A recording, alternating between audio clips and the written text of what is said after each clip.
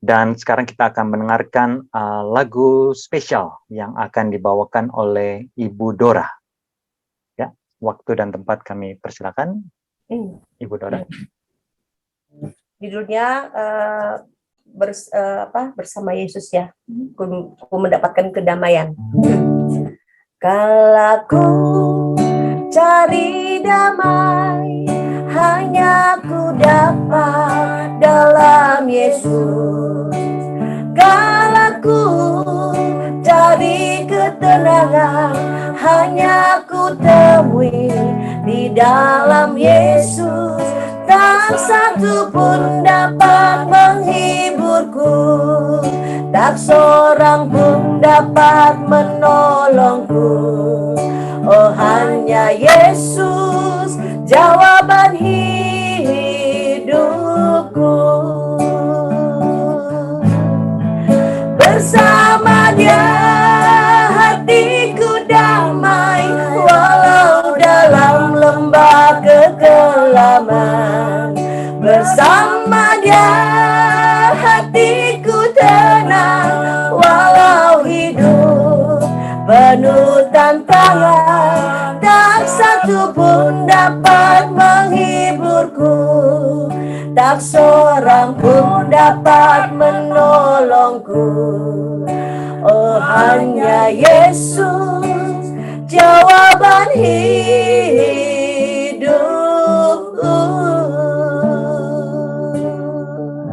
Amin. Amin. Amin. Terima kasih Ibu Dora, puji Tuhan atas lagu yang merdu dan mengingatkan kita semua bahwa bersama dengan Yesus kita bisa melampaui segalanya dengan baik. Dan sekarang kita akan masuk ke bagian firman, tapi sebelumnya kita akan berdoa bersama. Saya minta kesediaan Saudara Jeff, mungkin boleh tolong pimpin. Kalau Bapak Ibu Saudara-saudara sekalian mengikuti perjalanan pendalaman kitab suci kita bersama, maka kita tentunya tahu bahwa kita malam demi malam, minggu demi minggu, kita selalu berurutan ya, perjalanan Yesus. Dan minggu lalu kita sudah bahas selama 3 minggu berturut-turut tentang pencobaan yang dialami oleh Yesus. Ya. 3 kali dia dicobai oleh iblis, dan 3 pencobaan itu bukan pencobaan yang random atau asal-asalan, tetapi pencobaan yang mewakili kelemahan setiap umat manusia. Ya, pencobaan pertama di mana Yesus disuruh untuk membuat batu menjadi roti, melambangkan bahwa manusia begitu sangat lemah, lebih mementingkan kebutuhan fisik daripada kebutuhan rohani. Padahal Yesus sudah katakan bahwa tubuh kita bukan hanya memerlukan roti saja, tetapi juga bisa hidup dari firman Tuhan, yaitu kebutuhan rohani yang terpenting. Dan pencobaan kedua, yaitu tentang bagaimana kita harus menjauhkan diri dari pencobaan. Seringkali kita merasa kita ini kuat, tetapi kita lupa bahwa bahkan di dalam doa Bapa kami saja, Yesus katakan, jauhkanlah kami dari pencobaan. Ya. Tetapi ironisnya seringkali kita merasa diri kita kuat, kita datang kepada pencobaan, dan alhasil kita jatuh di dalam pencobaan tersebut. Dan pencobaan yang ketiga, kita tahu bersama bahwa seringkali manusia maunya yang makmur-makmur saja. Padahal kita lupa bahwa Yesus Kristus datang ke dunia ini menjadi manusia, bahkan menjadi seorang hamba ya. Dia sudah mengambil rupa menjadi manusia, bahkan mati di Kalvari, mati di Golgota untuk menebus dosa kita semuanya. Yang artinya saudara-saudara sekalian, kalau kita pelajari minggu lalu, Alkitab tidak mengenal teologi kemakmuran, ya. Yang artinya bahwasanya kalau kita mendapatkan kekayaan itu adalah karunia dari Tuhan, karena sesungguhnya kekayaan itu datang daripada Tuhan. Tetapi kalau seseorang tidak menjadi kaya, bukan berarti orang itu tidak diberkati oleh Tuhan. Terlalu kecil pemandangan kita bila kita menilai seseorang itu diberkati oleh Tuhan hanya dari materi saja. Ya, itulah sebabnya kita harus terus bergantung kepada firman Tuhan supaya kita tidak diombang-ambingkan oleh filosofi dunia. Yang paling besar salah satunya adalah teologi kemakmuran. Kita sudah pelajari bersama bahwa itu tidaklah benar. Dan setelah Yesus dicobai 3 kali, lalu kemudian selesai pencobaan, lalu kemudian Yesus menyingkir ke daerah Galilea, ya, daerah Galilea, dan di situ Yesus datang ke daerah Kapernaum. Malam ini kita akan membahas bertobatlah sebelum terlambat. Wah, judulnya ngeri-ngeri sedap. Bertobatlah sebelum terlambat. Saya bukan mengamarkan kepada saudara-saudari Bapak Ibu semuanya saja, tapi ini juga berlaku kepada saya. Supaya saya, Bapak Ibu, saudara-saudara sekalian, kita semuanya mau bertobat sebelum terlambat. Mari kita bahas lebih dalam. Ini semuanya diambil dari Matius 4 ayat 16 dan 17. Dan inilah yang akan kita pelajari bersama. Setelah Yesus menyingkir ke Galilea, tepatnya di daerah Kapernaum dan sekitarnya, di sini dikatakan Matius 4 ayat 16 dan 17, bangsa yang diam dalam kegelapan telah melihat terang yang besar, dan bagi mereka yang diam di negeri yang dinaungi maut telah terbit terang. Sejak waktu itulah Yesus memberitakan, bertobatlah sebab kerajaan sorga sudah dekat. Nah, seperti tadi yang saya katakan Bapak Ibu sekalian, bahwasanya Yesus menyingkir ke Kapernaum. Nah, kita akan lihat Kapernaum itu seperti apa. Tetapi yang penting juga yang saya mau bagikan kepada Bapak Ibu saudara-saudara sekalian adalah kedatangan Yesus ke dunia ini, memang kita semua tahu, sudah seharusnya tahu, bahwa misi utama Yesus Kristus adalah untuk mati di Golgota. Itulah sebabnya walaupun banyak orang di luar sana yang menertawakan konsep Injil, yang menertawakan seakan-akan Tuhan kita dipermalukan, bahkan harus mati dalam keadaan hampir telanjang, tetapi sesungguhnya itulah upah dosa. Dan Yesus telah mengambil semuanya itu untuk supaya kita semua bisa diselamatkan. Hanya saja, keselamatan itu bukan dari sisi Tuhan saja. Tuhan sudah turun mengambil rupa menjadi seorang manusia, sudah bahkan mati di kayu salib, itu dari sisi ketuhanan, dan itu sudah dilakukan. Lalu bagaimana dengan dari sisi manusia? Dan sisi manusia, manusia harus bertobat. Dan itulah misi Yesus Kristus selain mati di Golgota, yaitu mengamarkan kepada dunia kita ini untuk bertobat, supaya kita semua bisa selamat. Itulah sebabnya banyak orang-orang di luar sana seakan-akan memandang kekristenan ini seperti agama yang murah. Karena dengan kita berbuat jahat, lalu dengan seenaknya saja kita limpahkan kepada Yesus, Yesus mati, kita dibungkus dengan darah Yesus, lalu kita akan dilayakkan masuk surga. Sepertinya terlalu mudah, tanpa perlu pertobatan. Makanya saudara-saudara sekalian, konsep keselamatan jangan pernah lupakan pertobatan. Yesus sudah mati di kayu salib untuk menebus dosa kita, betul. Tetapi yang kedua, yang tidak kalah penting, kita juga harus bertobat. Dan inilah yang kalau kita perhatikan belakangan ini, jarang sekali kita jumpai di gereja-gereja Kristen di zaman modern ini. Kebanyakan hanya mengabarkan bahwa Yesus Kristus kasih, betul. Tetapi pertobatan jarang disampaikan. Sehingga sekarang ini seakan-akan dosa sudah mulai dimaklumi. Jadi saudara-saudara ingat, salah satu misi Yesus, yaitu bukan saja mati, tetapi mengatakan kepada kita untuk bertobat, sebab kerajaan sorga sudah dekat. Matius 11 ayat 23 dikatakan, dan engkau Kapernaum, ingat, pada saat itu Yesus berada di daerah Kapernaum. Apakah engkau akan dinaikkan sampai ke langit? Tidak. Engkau akan diturunkan sampai ke dunia orang mati. Karena jika di Sodom terjadi mujizat-mujizat yang telah terjadi di tengah-tengah kamu, kota itu tentu masih berdiri sampai hari ini. Jadi Bapak Ibu saudara-saudara sekalian, tentunya kita tahu bahwa Sodom dan Gomora sudah dimusnahkan. Tetapi di sini dikatakan bila mana segala mujizat-mujizat yang terjadi pada zaman Yesus dilihat oleh penduduk kota Sodom, maka kota Sodom akan tetap masih berada, masih eksis, masih ada, tidak musnah pada zaman Yesus. Artinya, kota Kapernaum sungguh luar biasa dalam kejahatannya. Ya, bahkan lebih jahat daripada kota Sodom. Dan itulah yang terjadi, atau itulah tempat di mana Yesus sedang berdiam pada saat itu. Lihat, bangsa yang diam dalam kegelapan. Jadi kota Kapernaum itu, ya, daerah Kapernaum itu benar-benar dalam kegelapan. Dan pada saat Yesus diam di situ, Yesus laksana terang di dalam kegelapan. Artinya, saudara-saudara sekalian, tidak peduli di tempat di mana kita berada, sejahat-jahatnya kota tersebut, desa tersebut, daerah tersebut, pada saat kita berada di situ, hendaklah kita menjadi seperti Yesus, menjadi terang di tengah-tengah kegelapan.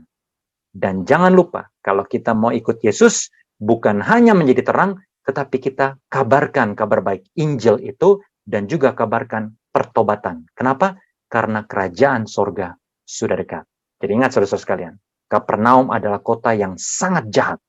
Ya, Markus 1 ayat 15 kembali dikatakan, katanya, kata Yesus, waktunya telah genap, kerajaan Tuhan sudah dekat, bertobatlah dan percayalah kepada Injil. Saudara-saudara sekalian, kerajaan sorga sudah dekat.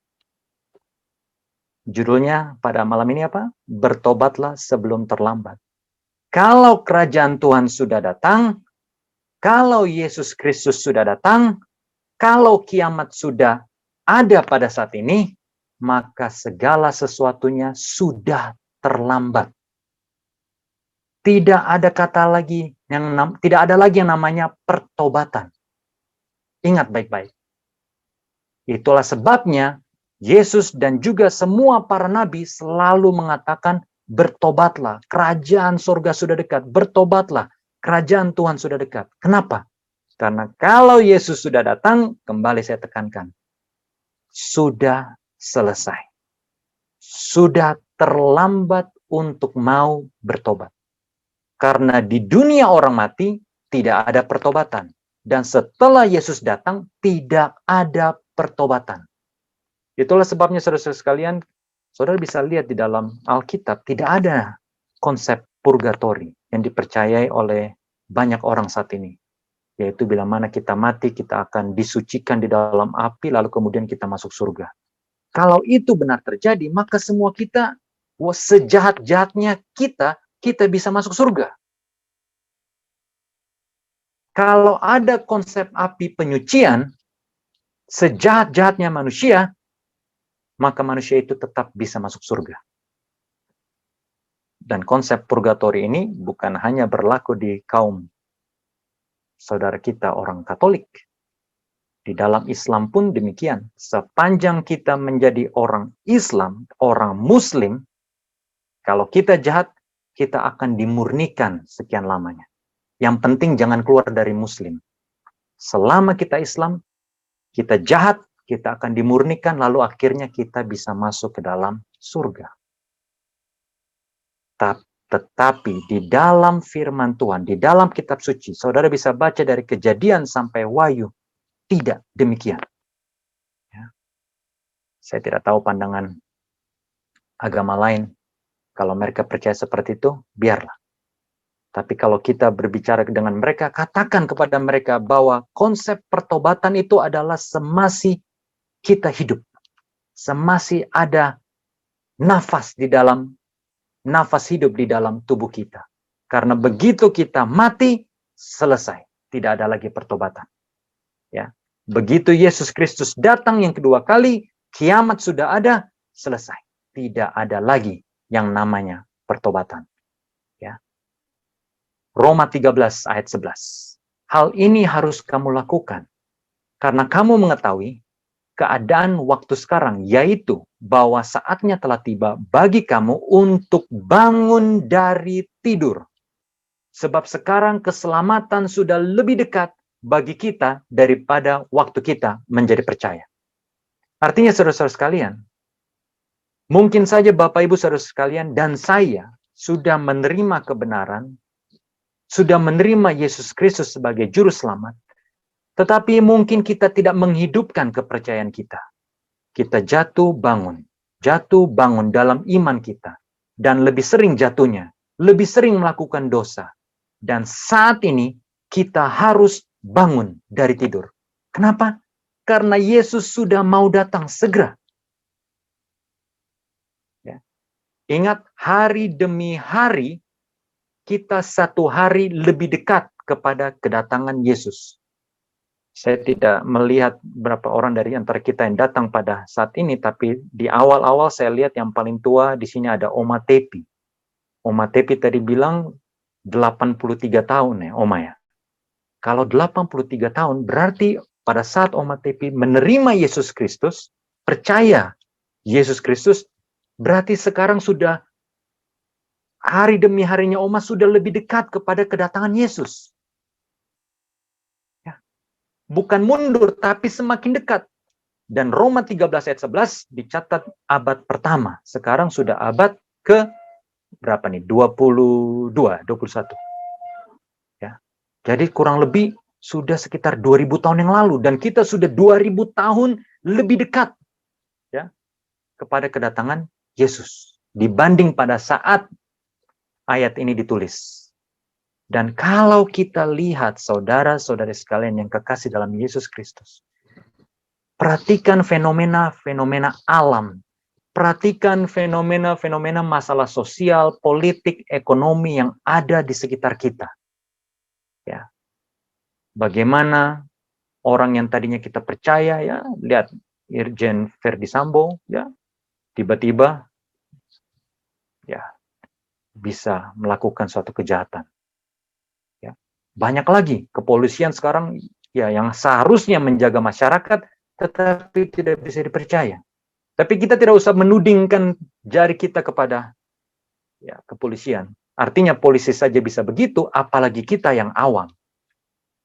Dari masalah pengadilan, sekarang masalah agama. Lihat di mana-mana, pelecehan di mana-mana. Ya, orang-orang yang mengaku guru-guru agama melakukan pelecehan kepada anggotanya. Luar biasa. Ya. Belum lagi gempa bumi, belum lagi banjir bandang, belum lagi yang namanya, wah luar biasa. Ya. Matius 24 sedang dan bahkan sudah digenapi. Tinggal sedikit waktu lagi Tuhan kita, Yesus Kristus akan datang.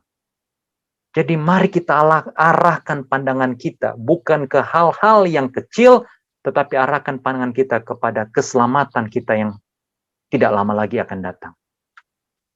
Ya, jadi perhatikan Bapak Ibu Saudara-saudara, kita semua termasuk saya. Saatnya kita bangun dari tidur. Terlalu sering saya melihat di gereja-gereja sekalipun hal-hal pertobatan jarang dihotbahkan. Semuanya tentang kemakmuran, semuanya tentang berkat, semuanya tentang penjagaan Tuhan, dan itu penting. Tetapi tidak kalah penting, kita harus bertobat dari dosa-dosa kita. Karena Yesus Kristus sudah di depan pintu.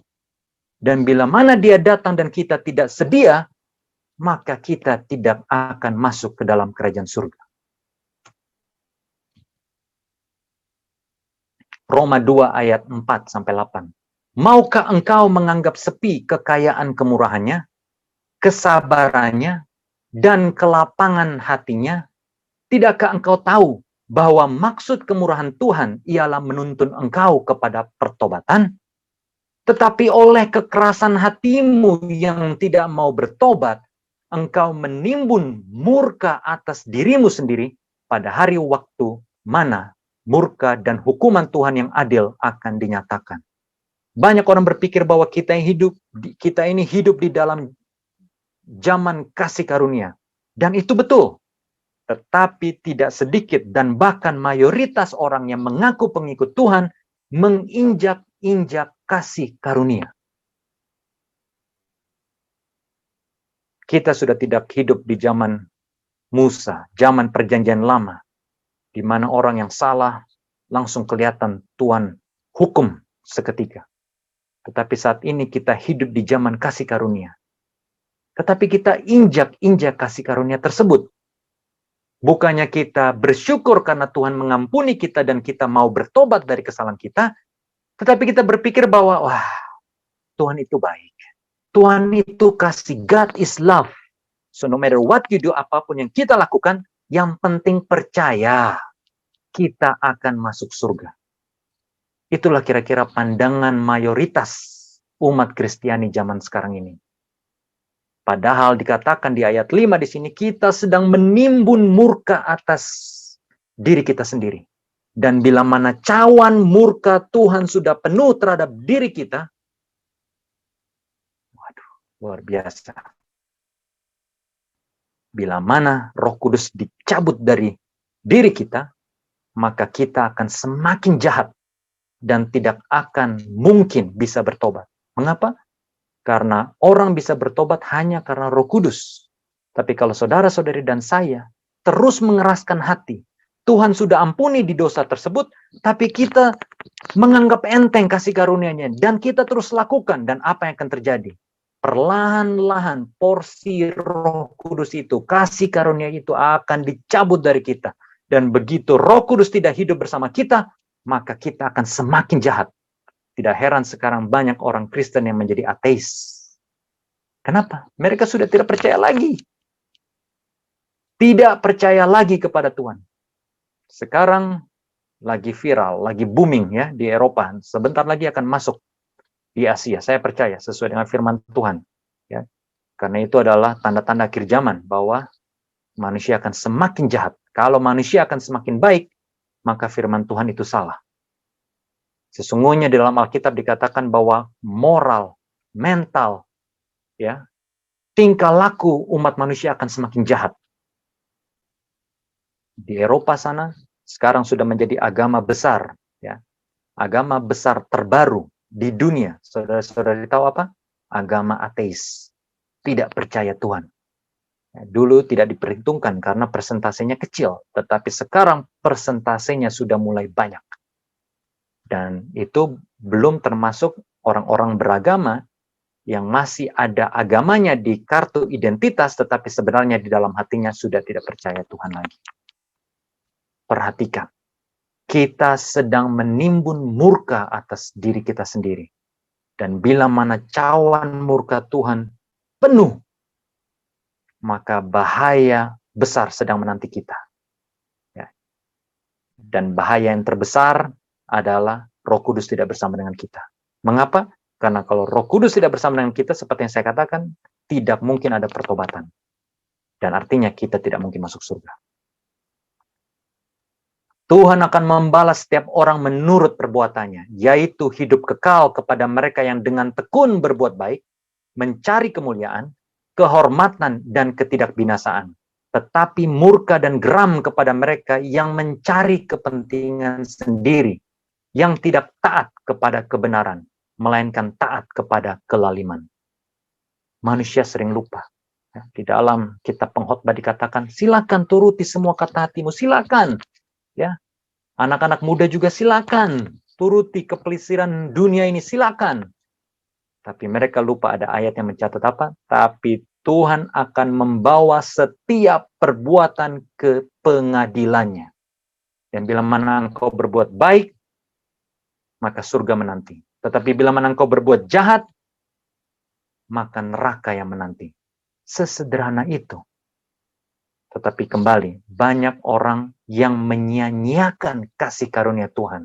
Karena kita hidup di zaman kasih karunia, maka terus-menerus kita berbuat jahat dan tidak takut lagi kepada Tuhan. Wah, lihat ya contoh anak-anak muda di depan kita. Luar biasa. Ya, sudah tidak takut lagi untuk cabut nyawa. Berjalan kelilingnya, saya pernah lihat videonya, berjalan keliling naik motor, bawa senjata tajam, panjang-panjang, parang, ya celurit.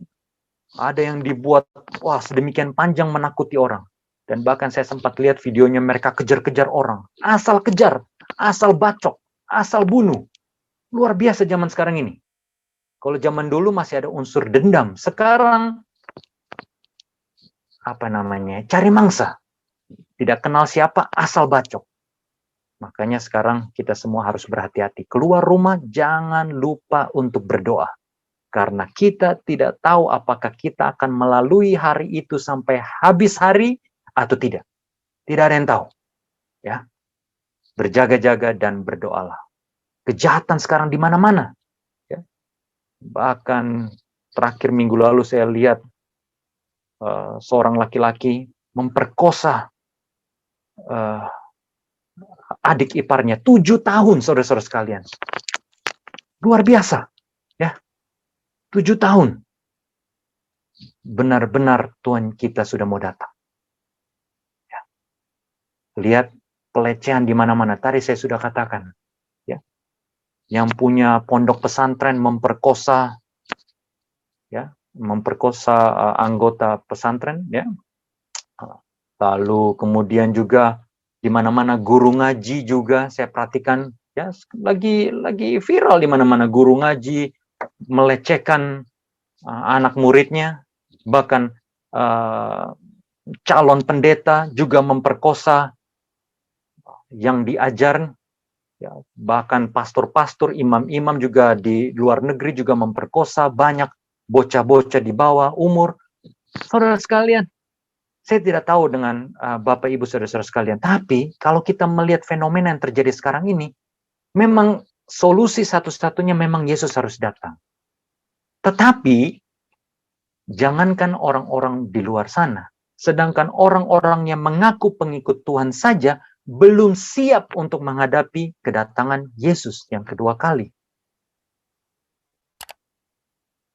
2 Petrus 3, 3 dan 4. Yang terutama harus kamu ketahui ialah bahwa pada hari-hari zaman akhir akan tampil pengejek-pengejek dengan ejekan-ejekannya, yaitu orang-orang yang hidup menuruti hawa nafsunya. Kata mereka, di manakah janji tentang kedatangannya itu? Sebab sejak bapa-bapa leluhur kita meninggal, segala sesuatu tetap seperti semula pada waktu dunia diciptakan. Salah satu alasan kenapa orang menginjak-injak kasih karunia, bahkan sudah tidak percaya lagi dengan konsep kedatangan Yesus, adalah terlalu lama. Ya. Dari zaman dulu bilangnya Yesus mau datang, tapi sampai sekarang Yesus tidak datang-datang. Dan akhirnya mereka mulai mengejek. Jangan sok rohani. Udahlah, agamamu, agamaku. Tidak usah tegur saya, hidup saja untuk dirimu sendiri. Dan orang-orang seperti ini, orang-orang yang hidup menuruti hawa nafsu, berani menantang Tuhan. Padahal mereka lupa untuk melihat tanda-tanda akhir zaman. Matius 24 ayat 37-39. Sebab sebagaimana halnya pada zaman Nuh, demikian pula halnya kelak pada kedatangan anak manusia. Kedatangan Yesus. Apa itu? Ini tanda-tandanya. Ya, kita tahu di 2 Timotius 3 dikatakan manusia akan semakin egois, pemarah, ya, berlagak tahu, ya, sombong, seperti beragama tetapi memungkiri namanya ibadah dan lain-lain. Tetapi ini juga salah satu perkataan Yesus, tanda-tanda akhir zaman. Perhatikan. Sebab sebagaimana mereka pada zaman sebelum air bah itu makan dan minum, kawin dan mengawinkan, sampai kepada hari Nuh masuk ke dalam bahtera, dan mereka tidak tahu akan sesuatu sebelum air bah itu datang dan melenyapkan mereka semua. Demikian pula lah halnya kelak pada kedatangan anak manusia. Dengan jelas Yesus katakan bahwa ada 2 tanda akhir zaman juga. Selain di 2 Timotius 3, di kitab Wahyu, di kitab yang lainnya, ini juga harus kita perhitungkan, yaitu sebelum kedatangan anak manusia, sebelum kedatangan Yesus, maka manusia akan mementingkan yang namanya makan dan minum. Kegelojohan, ketidakbertarakan, makan segala sesuatunya. Tidak ada yang namanya haram, semuanya masuk. Selama bisa masuk, dalam nama Yesus, halal. Ya. Dan sudah halal pun, makan gelojo, makan terlalu banyak. Ya. Luar biasa. Tekanan darah naik, kolesterol naik, semuanya naik, ya, penyakit di mana-mana. Ya. Dan itu juga teguran kepada saya pribadi.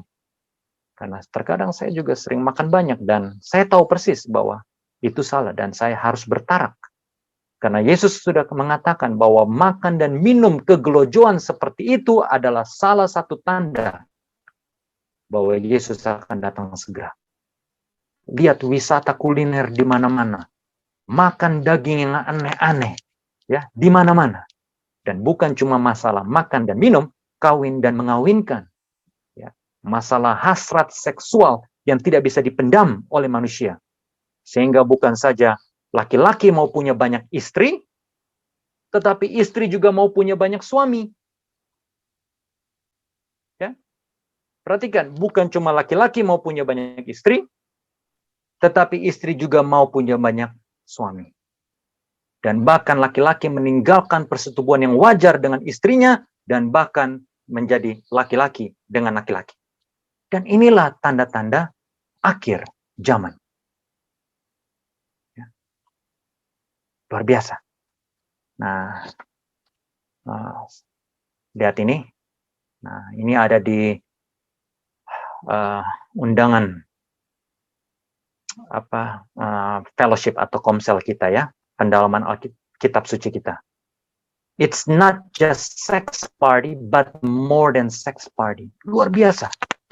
Hasrat seksual yang tidak bisa ditahan. Laki-laki sekarang, kalau zaman dulu mungkin perempuan yang suka menjual dirinya, sekarang laki-laki juga suka menjual dirinya. Ya. Get snacks and condoms for free. Party. Ayo kita puaskan hasrat seksual kita. Luar biasa. Tanda-tanda akhir zaman. Lihat, ya sekarang sudah ditutup ya. Fenomena apa? Fashion Citayam. Anak ini di tengah ini, saudara-saudara sekalian, dia masih umur, saya lupa, belum 17 kalau tidak salah, masih umur 15 kalau tidak salah. Tapi lihat sekelilingnya. Semuanya apa? Menertawakan. Ya. Lihat, bahkan namanya polisi Pamong Praja ya, kalau tidak salah namanya, di belakang tidak bisa berbuat apa-apa. Semuanya seperti ini. Ya, tidak perlu saya taruh lebih banyak lagi foto-foto yang benar-benar meyakinkan saya bahwa kita hidup di zaman akhir, saudara-saudara sekalian. Dan yang menariknya, saudara-saudara sekalian, nah ini perlu saya tekankan. Tadi kita sudah bahas yang namanya begal, ya. Kita sudah bahas yang namanya pelecehan. Di mata hukum salah, ya.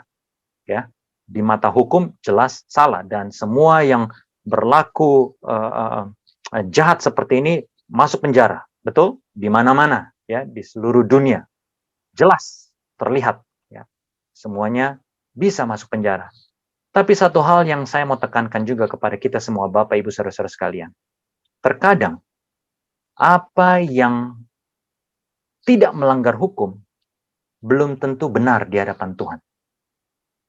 Ya, saya pernah berdiskusi dengan ya beberapa orang ya dari berbagai kalangan. Intinya, ya, bila mana contohnya di Amerika sana ada yang namanya, ya bahkan di Indonesia sekarang di mana-mana sudah banyak, namanya tinggal serumah walaupun tidak suami istri. Ya, ya mungkin di Indonesia itu dilarang, ya.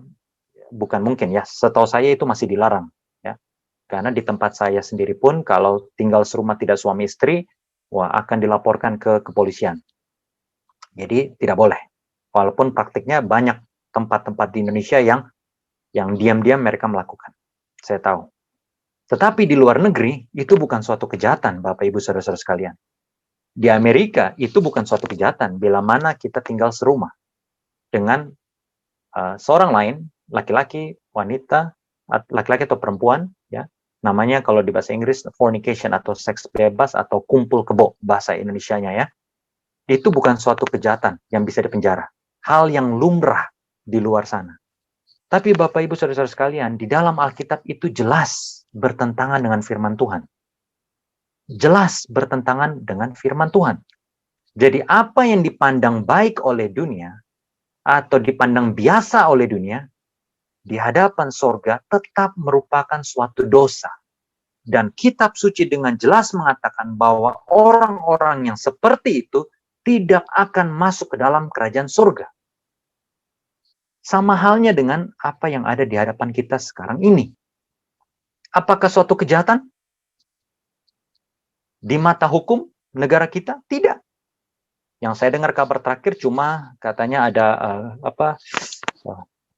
penyuluhan ya mau dibimbing sama pemerintah. Tapi apakah hal-hal ini melanggar peraturan pemerintah? Bisa dipenjara? Tidak. Tetapi di mata surga, jangankan laki-laki bersetubuh dengan laki-laki. Sedangkan laki-laki memakai pakaian perempuan, kalau saudara baca dalam kitab suci, itu merupakan kekejian bagi Tuhan. Apalagi sampai namanya bersetubuh. Tetapi hal ini dianggap biasa oleh banyak orang. Dan cepat atau lambat saudara-saudara sekalian, hal ini akan menjamur dan bahkan sampai di Indonesia. Dan saya tidak heran karena hal itu sudah dinubuatkan. Hal-hal seperti itu sudah dinubuatkan dan pada akhirnya akan dianggap suatu hal yang biasa. Tetapi firman Tuhan, Yesus Kristus sama, kemarin, hari ini, sampai selama-lamanya. Firman Tuhan sama, dulu, sekarang, sampai selama-lamanya. Kalau Tuhan katakan tidak boleh, selama-lamanya tidak boleh. Makanya saudara bisa baca di dalam kitab suci, ada banyak ayat ya, di dalam sampai kitab Wahyu sekalipun. Ya, apa yang sudah diharamkan atau tidak boleh oleh Tuhan, maka sampai zaman perjanjian baru, sampai sekarang ini, bahkan sampai selama-lamanya, tidak akan pernah diizinkan oleh Tuhan. Yudas 1 ayat 7. Sama seperti Sodom dan Gomora dan kota-kota sekitarnya yang dengan cara yang sama melakukan percabulan dan mengejar kepuasan-kepuasan yang tidak wajar, telah menanggung siksaan api kekal sebagai peringatan kepada semua orang. Lihat, peringatan kepada semua orang. Yudas 1 ayat 7. Jadi Sodom dan Gomora, dosa terbesar mereka adalah apa? Ada, kita lihat di ayat lain, ada juga dosa-dosa mereka yang lain. Tetapi dosa terbesar mereka adalah mengejar kepuasan yang tidak wajar. Itulah sebabnya kita dapati kata dalam bahasa Indonesia sodomi. Itu dari kata Sodom. Karena ada namanya percabulan mengejar kepuasan yang tidak wajar antara laki-laki dengan laki-laki. Dan ini benar-benar dikutuk oleh Tuhan. Oleh sebab itu kita harus bertobat.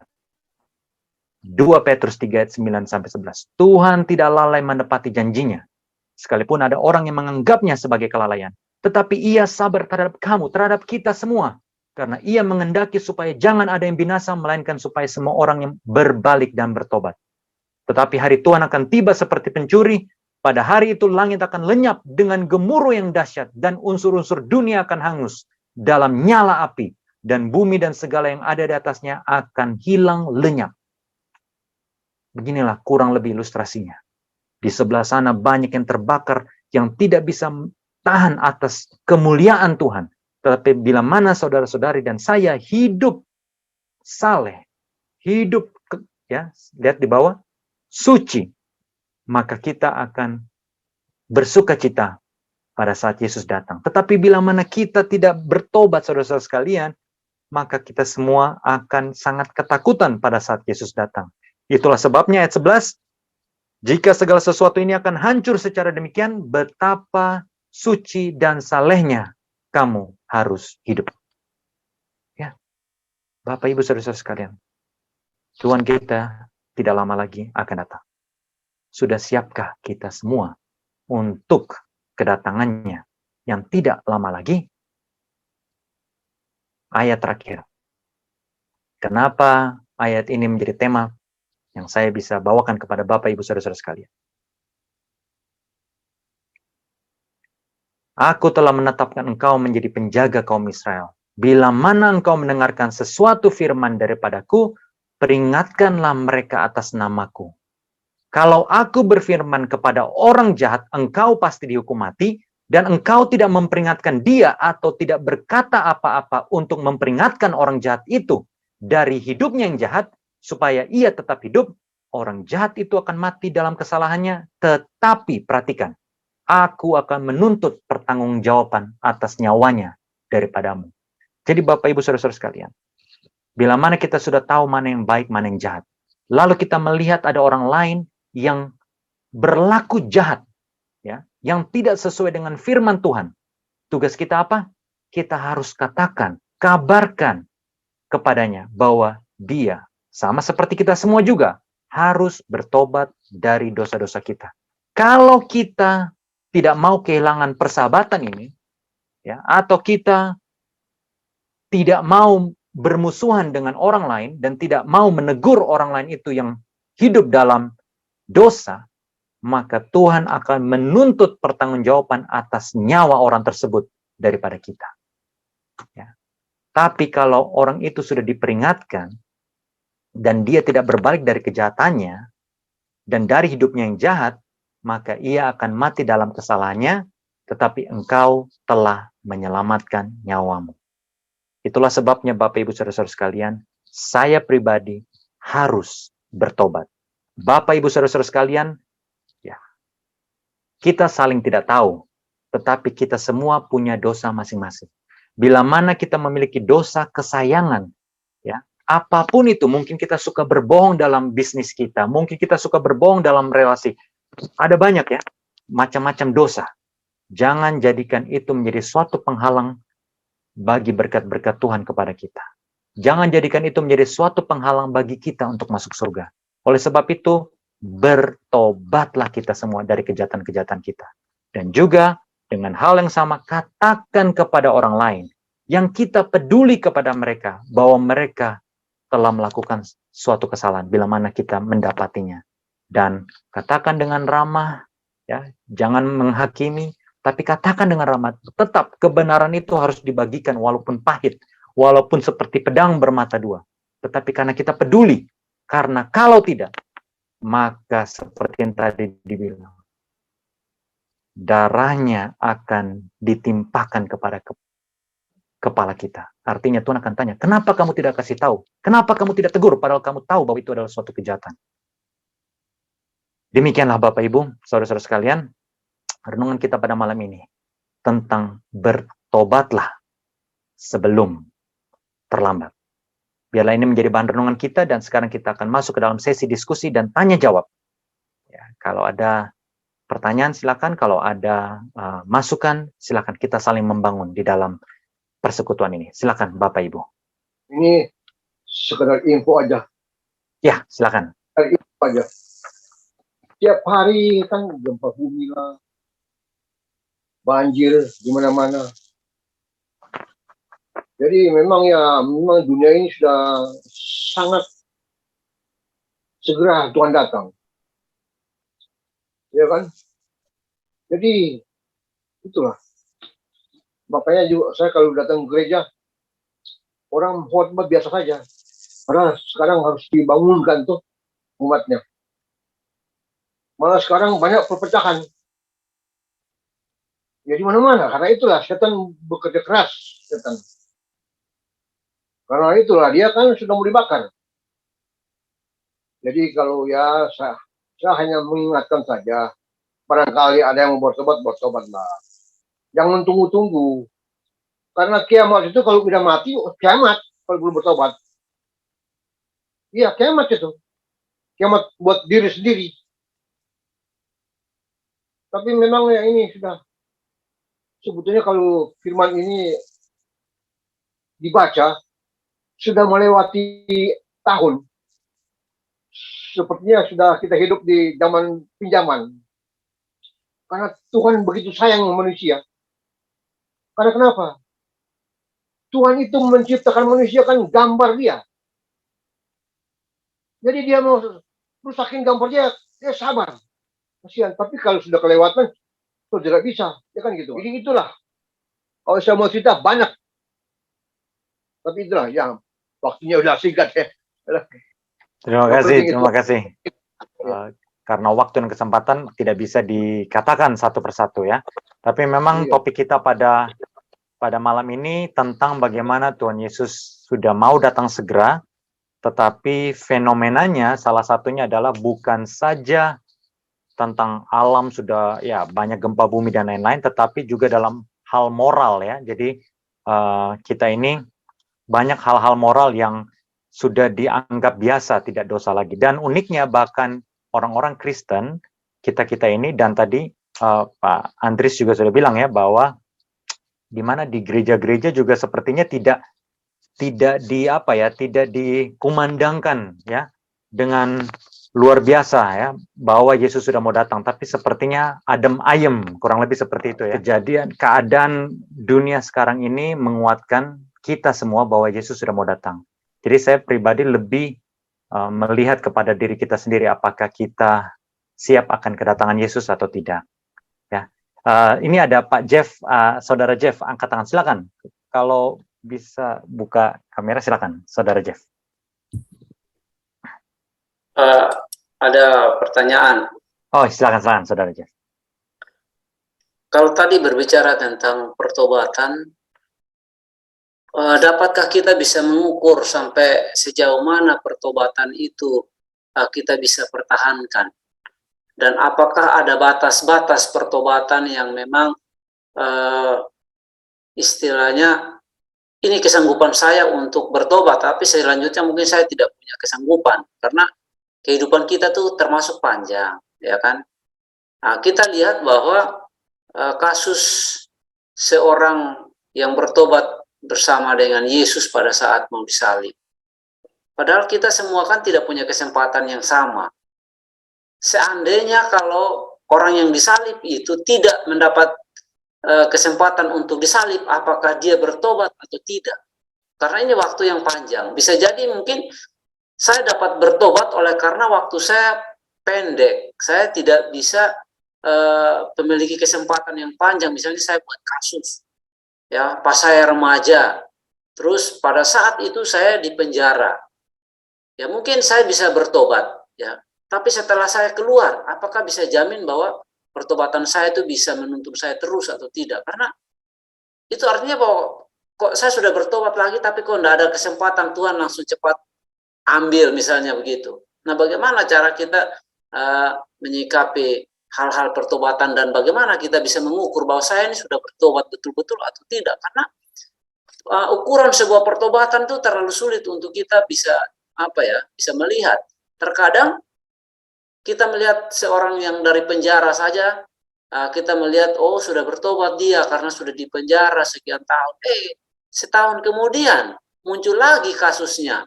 Jadi inilah yang menyebabkan bagaimana caranya kita supaya kita bisa memiliki konsisten pertobatan itu. Karena memang tidak mudah untuk katakan bahwa bertobatlah kamu, sementara waktu kita masih panjang. Kalau waktu kita pendek, contohnya pas saya di penjara, saya mendapat bagian untuk eksekusi mati. Oh ya, saya bertobat pasti saat itu. Karena mungkin dalam jangka sekian waktu saya sudah bisa tahu bahwa saya sudah sempurna dalam pertobatan. Tetapi perjalanan ini tidak bisa mengatakan bahwa kita sempurna terus di dalam pertobatan. Nah, bagaimana kita menyikapi keadaan seperti itu, Pak? Terima kasih.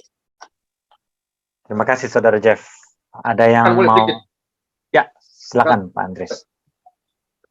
Itu pertobatan itu Tuhan melihat hati, bukan melihat orang. Kalau dia bilang bertobat di mulut aja kan hatinya masih gitu nggak. Jadi Tuhan sama yang dia di kayu salib itu, Tuhan melihat hati dia. Waktu di penjara ya udah.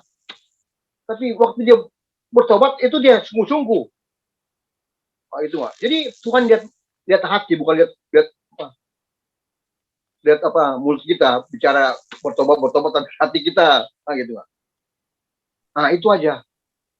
Ya, makasih Pak Andris ya. Ada yang mau menanggapi lagi kira-kira sebelum saya kan? Ya, mengingat waktu jadi saya langsung saja. Jadi memang betul Tuhan melihat hati. Ada ayatnya, beberapa ayat ya. Tuhan melihat hati. Manusia tidak bisa melihat hati. Memang Saudara Jeff, kita tidak bisa tahu apakah seseorang di luar sana bisa bertobat, sudah benar-benar bertobat atau tidak. Itu cuma Tuhan yang tahu. Tuhan tahu bahwa pencuri di sampingnya itu benar-benar bertobat atau main-main. Tuhan tahu. Tapi saya lebih tertarik dengan pandangan bahwa benar yang tadi Saudara Jeff bilang, kalau kita sudah di ultimatum, Reinhard, kamu terkena penyakit ini, kamu hidup 1 bulan lagi. Wah, langsung tobat setobat-tobatnya, ya kan? Tapi kalau kita rasa kita masih hidup, ya 3, 4, 5, 10, 20 tahun lagi, mungkin kita masih hidup dalam kejahatan. Nah, itu makanya saya selalu berpikir bahwa saya suka tuh ada pepatah yang katakan, hiduplah seakan-akan ini adalah hari terakhir kamu hidup. Ya kan? Nah, itu saya pikir sangat membangun. Kenapa? Karena kita tidak tahu kapan kita akan diistirahatkan. Kapan kita akan diizinkan Tuhan untuk ya mati. Jadi ya kalau saya melihat dari sisi itu, Saudara Jeff. Jadi bagaimana kita bisa menyikapi sesuatu hal, ambil positifnya apa, yaitu ya kalau kita mau lihat pertobatan orang lain, kita tidak bisa tahu benar. Karena sekarang ada banyak orang-orang munafik kan. Toto keluar dari penjara 1 tahun lagi, Toto dia ulang lagi. Nah, kita tidak tahu. Tapi jangan sampai kita menjadi orang munafik itu. Nah, jadi saya lebih suka melihat dari sisi seperti ini. Kurang lebih seperti itu, Saudara Jeff. Ya, ada mungkin yang mau menambahkan lagi? Tidak ada? Ya, waktu cepat berlalu ya. Sekarang sudah 8:17. Jadi Bapak Ibu, saudara-saudara sekalian, terima kasih atas partisipasinya. Jadi kita ambil kesimpulannya, yaitu kalau kita melihat tanda-tandanya, sekarang ini Tuhan Yesus sudah mau datang. Ya, kita lihat. Saya pribadi cuma bisa menyampaikan kepada Bapak Ibu, saudara-saudara sekalian dan orang lain. Ya, tapi kita tidak bisa memaksa sesama kita. Tapi yang paling penting dari semuanya, saya pribadi, saya sudah siap belum kalau Yesus datang hari ini? Tanyakan kepada diri kita masing-masing, berkacalah. Seandainya Yesus datang hari ini, menurut Bapak, Ibu, Saudara-saudara sekalian, dan saya, kira-kira saya masuk surga nggak? Nah itu. Kalau seandainya saya belum bisa atau belum layak masuk surga, bersyukurlah Tuhan Yesus belum datang. Ya, karena Tuhan Yesus masih kasih kesempatan buat kita untuk apa? Bertobat. Ya, kurang lebih seperti itu. Ya, kesimpulan yang bisa kita ambil pada malam ini. Dan kalau sudah tidak, singkat. Ya silakan. Tuhan datang seperti pencuri, tidak sangka-sangka. Jadi harus siap. Ya gitu, makanya kerohanian kita harus siap, bangun terus. Amin. Iya. Betul. Saya selalu itu kan, selalu ya dekat dengan Tuhan lah. Hidup apa adanya, jangan orang mau tahu latar belakang saya, nggak perlu tahu, nggak ada urusan. Saya hanya mengaluh sama Bapa kita di atas surga. Itu aja. Kalau sama manusia kita nggak usah malu sama manusia. Siap. Kita malu sama pencipta kita. Itu aja. Ya. Semoga di rumah. Iya. Oke. Ya. Semoga kita semua tetap setia ya, Pak Andris ya. Kita semua tetap setia ya. Karena memang di zaman akhir banyak bintang-bintang berguguran yang terlihat setia, terlihat luar biasa bagus, tapi kemudian berguguran. Jadi tidak sampai garis akhir. Nah, itu yang kita harus waspadai ya. Karena sekelas Rasul Paulus sendiri pun, kalau Bapak Ibu Saudara-saudara sekalian belajar dalam Alkitab, Rasul Paulus pun mengatakan hal yang sama. Dia juga bergumul, berusaha sekuat tenaga supaya jangan sampai dia sendiri juga tidak diterima masuk ke dalam kerajaan surga. Jadi kita setia sampai akhir. Amin. Terima kasih Pak Andris, terima kasih kepada Bapak Ibu Saudara-saudara sekalian yang sudah berpartisipasi. Sekarang kita akan tutup ya. Kita akan tutup dengan doa. Ada